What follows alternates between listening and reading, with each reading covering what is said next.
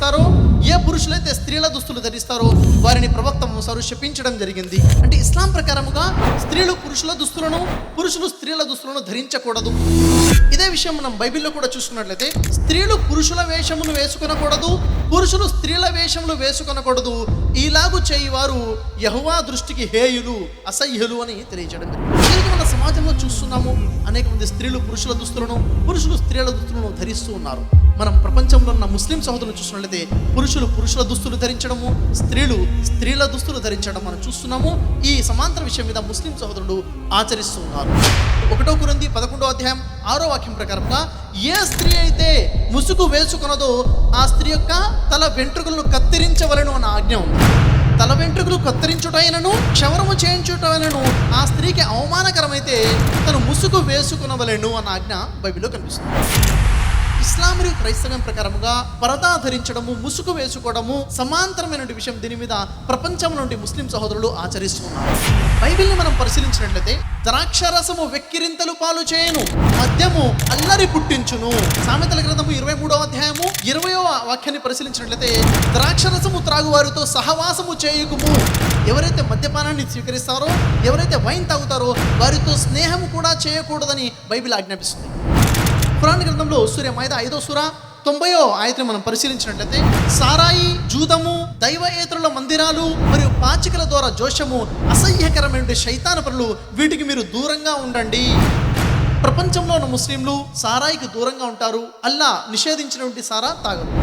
ప్రవక్త ముహమ్మద్ వారు తెలియజేస్తున్నారు, మీసాలను దగ్గరగా కత్తిరించుకోండి మరియు గడ్డపు వెంట్రుకలను వదిలివేయండి, పెంచండి అని ప్రవక్త ముహమ్మద్ వారు తెలియజేయడం జరిగింది. బైబిల్ని పరిశీలించినట్లయితే గడ్డపు ప్రక్కలను కత్తిరించకూడదు అన్న ఆజ్ఞ మనకు కనిపిస్తుంది.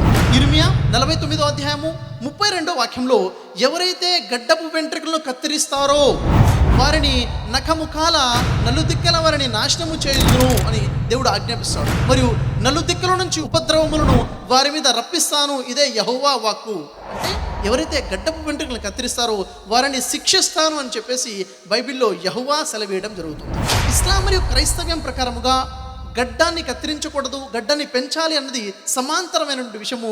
దీని మీద ముస్లిం సహోదరులు ఆచరిస్తూ ఉన్నారు.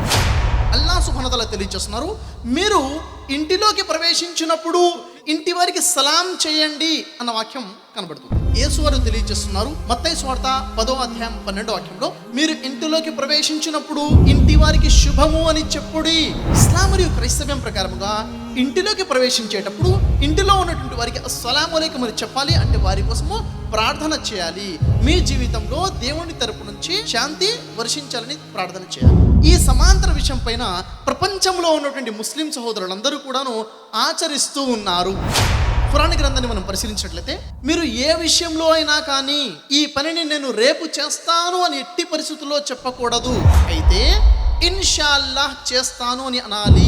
అల్లా చిత్తమైతే నేను ఈ పని చేస్తానని చెప్పాలి తప్ప నేను చేస్తానని మాత్రం చెప్పకూడదు.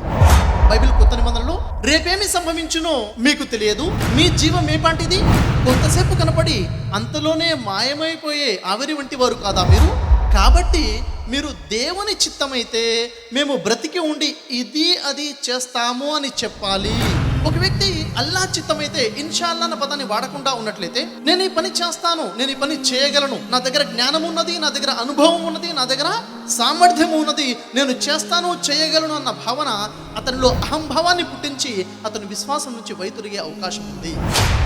ఖురాన్లో మనం పరిశీలించినట్లయితే అల్లా సుబ్హానహు వ తఆలా పంది మాంసాన్ని నిషిద్ధం చేయడం జరిగింది. బైబిల్లో పంది మీ కొరకు హేయమైనది, అపవిత్రమైనది కనుక మీరు పంది మాంసమును తినకూడదు, దాని కళేబరమును ముట్టకూడదు.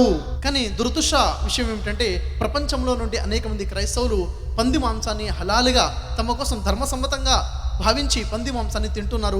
బైబిల్ మాత్రం పంది మాంసాన్ని నిషిద్ధమని తెలియచేయడం జరిగింది. ప్రపంచంలో ఉన్న ముస్లింలందరూ కూడాను ఈ ఆజ్ఞ మీద ఆచరిస్తున్నారు, పంది మాంసం తినరు. ప్రవక్త ముహమ్మద్ తెలియజేశారు, ఒక వ్యక్తి యొక్క నైజంలో 5 విషయాలు ఉన్నాయి. అవి ఏమిటంటే అని చెబుతూ గోర్లను కత్తిరించుట, మీసాల వెంట్రుకలు కత్తిరించుట అని చెబుతూ ఈ 5 విషయాలలో ఒక విషయము మగపిల్లవానికి సున్నతి చేయించడం నైజంలో ఉన్నటువంటి ఒక విషయము అని చెప్పారు. బైబిల్లో ఒక స్త్రీ గర్భవతి అయి ఉండి మగపిల్లవారిని కనిన ఎడల 8వ దినమున సున్నతి చేయించవలెను అన్న ఆజ్ఞ ఉంది. బైబిల్లో మరియం కుమారుడైనటువంటి యేసు వారికి 8వ దినమున సున్నతి చేసినట్లుగా మనకి ఇక్కడ కనిపిస్తుంది. ప్రపంచంలో నుండి ముస్లింలందరూ కూడాను ఈ సున్నతి అనే ఆచరణ మీద ఆచరిస్తూ ఉన్నారు.